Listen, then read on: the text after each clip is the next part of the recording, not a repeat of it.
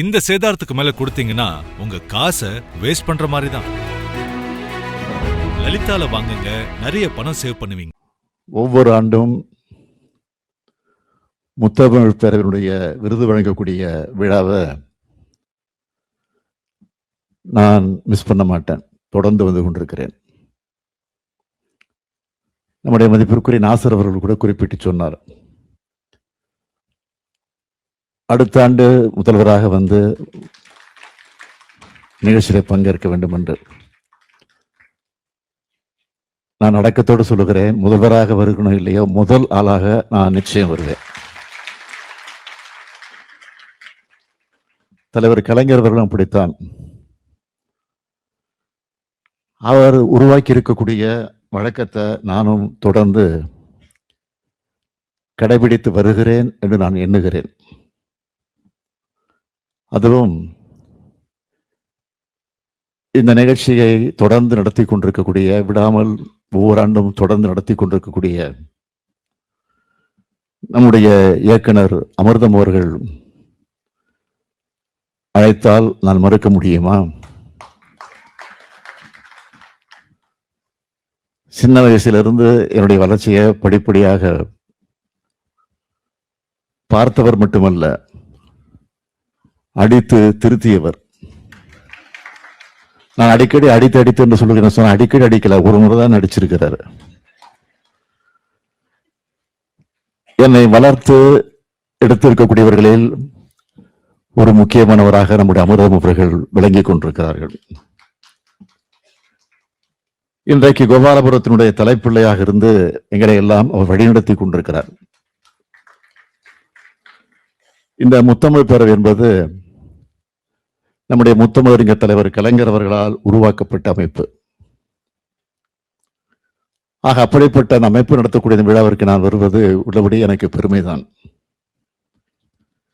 எந்த அமைப்பையும் தொடங்குகிற போது சிறப்பாக இருக்கும், எழுச்சியோடு நடக்கும், பெருமையாக இருக்கும். தொடக்க விழா முடிஞ்சதும் முடிஞ்சு போன அமைப்புகள் எல்லாம் நாட்டிலே உண்டு. ஆனால் தொடங்கின காலத்திலிருந்து இந்நாள் வரையில தொடர்ந்து 50 ஆண்டுகளை கண்டு இன்றைக்கு 51ஆம் ஆண்டினுடைய விழாவை நடத்தி கொண்டிருக்கிறது. அதே உற்சாகத்தோடு, அதே ஆக்டிவா அந்த அமைப்பு இருக்கிறது என்று சொன்னால் அதற்கு காரணம், முழு காரணம் நம்முடைய இயக்குனர் அமிர்தம் அவர்கள் தான் என்பதை நான் பெருமையோடு குறிப்பிட விரும்புகிறேன். இங்கே எல்லோரும் குறிப்பிட்டு சொன்னார்கள், இசை உலகத்தினுடைய முடிசூடா மன்னராக திகழ்ந்த ராஜரத்னம் பிள்ளை அவர்களுடைய பெயரால் அமைந்திருக்கக்கூடிய இந்த கலையரங்கத்தில் இந்த விழா நடைபெறுகிறது. அத்தகைய ராஜரத்னம் பிள்ளையுடைய பேர்ல ராஜரத்னா விருது வழங்க வேண்டும் என்று உத்தரவிட்டவரே நம்முடைய முத்தமிழறிஞர் கலைஞர் அவர்கள் தான்.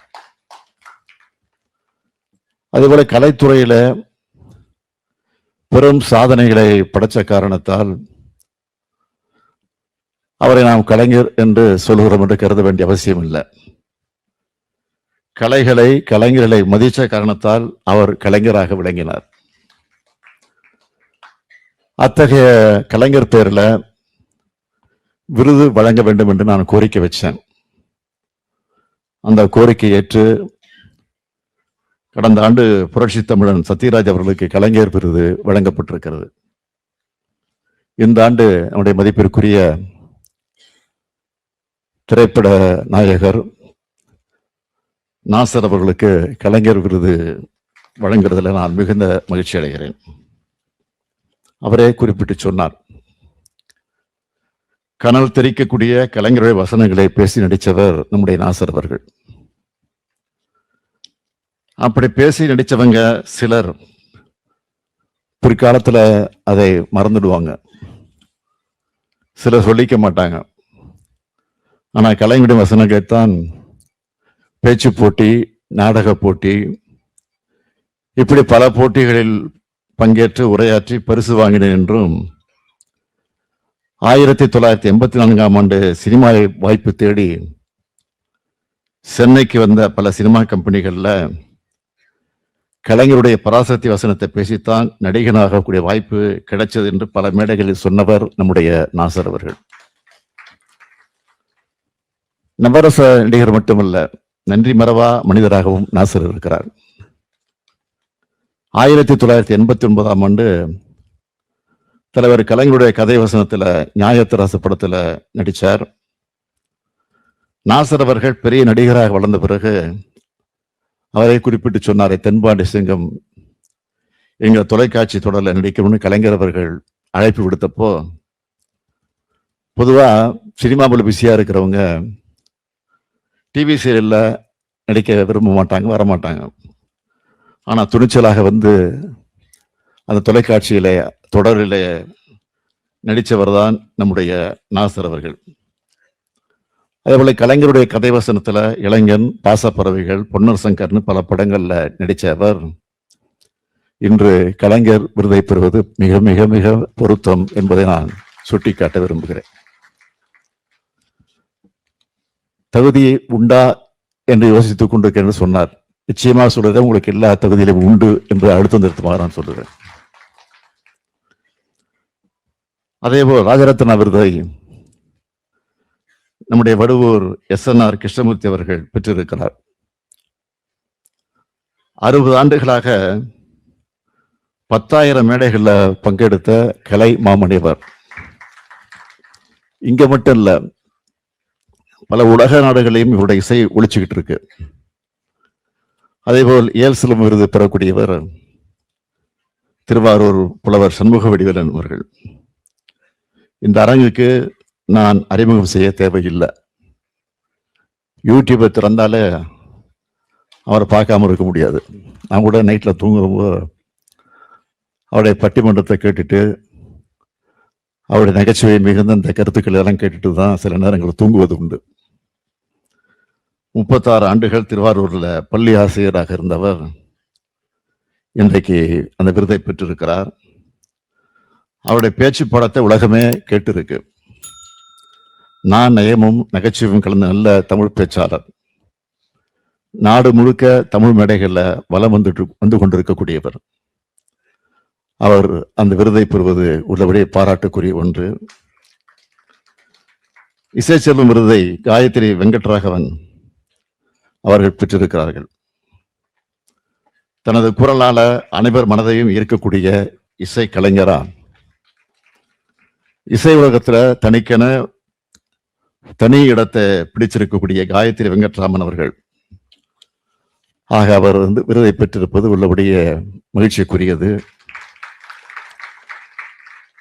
நாட்டிய செல்வம் விருதை அனிதா குஹா பெற்றிருக்கிறார்.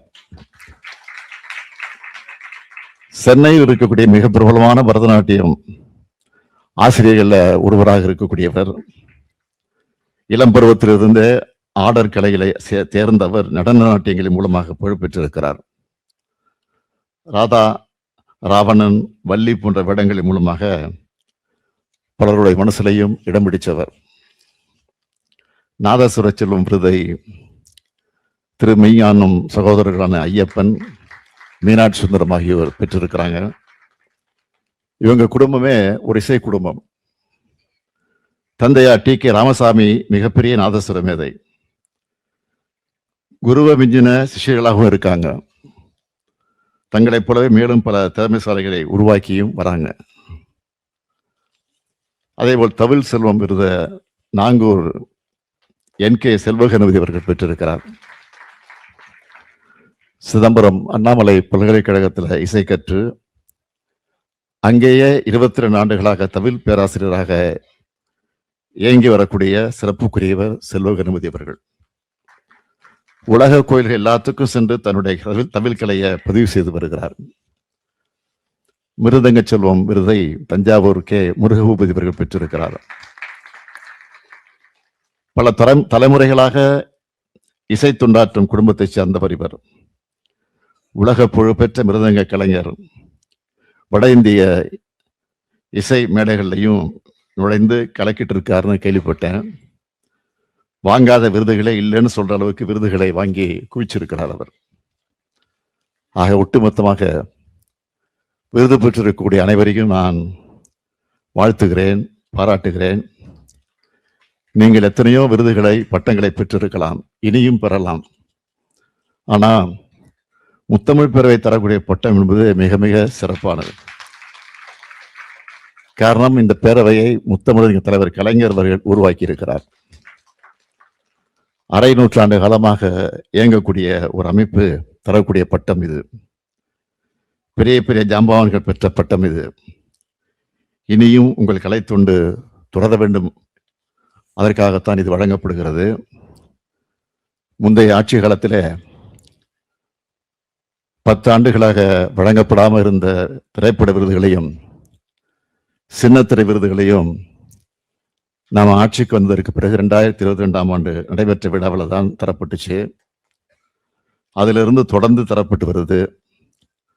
முத்தமிழ் தலைவர் கலைஞர் அவர்கள் தொடங்கி வச்ச சின்னத்திரை கலைஞருக்கான விருதையும் நிறுத்தி வச்சிருந்தாங்க. 2022ஆம் ஆண்டு தான் 15 ஆண்டுகளுக்கான விருதுகளை மொத்தமாக கொடுத்திருக்கிறோம். இந்த ஆண்டுக்கான விழா சில நாட்களில் நடைபெற இருக்கு. அதேபோல தமிழ்நாடு அரசு எம்ஜிஆர் திரைப்படம் மற்றும் தொலைக்காட்சி பயிற்சி நிறுவன மாணவர்களும் அந்த விருதுகளும் விரைவில் வழங்கப்படவிருக்கிறது.